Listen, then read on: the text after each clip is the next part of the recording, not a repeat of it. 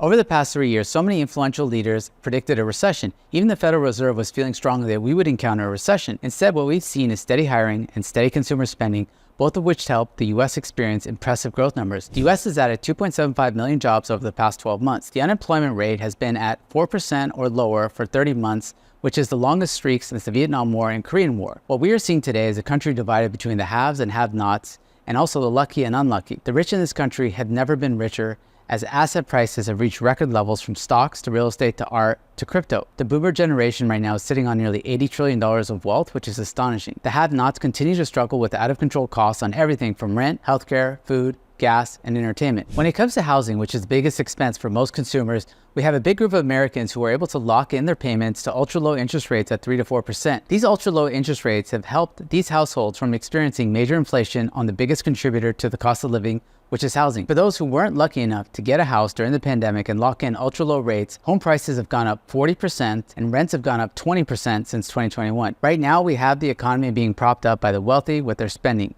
Meanwhile, lower and middle classes are saving less than ever and continuing to borrow on their credit cards despite some of the highest rates on credit cards that we've ever seen. Somehow it's all working out right now, but there's still a pathway for this to all fall apart. One of the key differences between 2024 and some of the eras before it are that in 2021 and in 2008, asset prices crashed with a tech bubble in 2001 and the housing crash of 2008. In our current times, a surging stock market and record home prices are fueling high spending by consumers as the rich are richer than they've ever been. Lower income people, meanwhile, have depleted their pandemic savings and have turned to credit cards and are falling behind at record rates. White-collar jobs in Silicon Valley have been feeling the crunch. Commercial real estate has been feeling the crunch, but sectors like healthcare and AI have been fueling this rally. While the US evaded a recession for now, it's not out of the woods yet. Many economies around the world are being propped up this year as it's an election year for many Western and non-Western countries. 2025 will be the true test of whether we will have a recession, so we'll just have to wait and see. If you liked my video, please push the like button, and I wish you a great day. Thank you very much.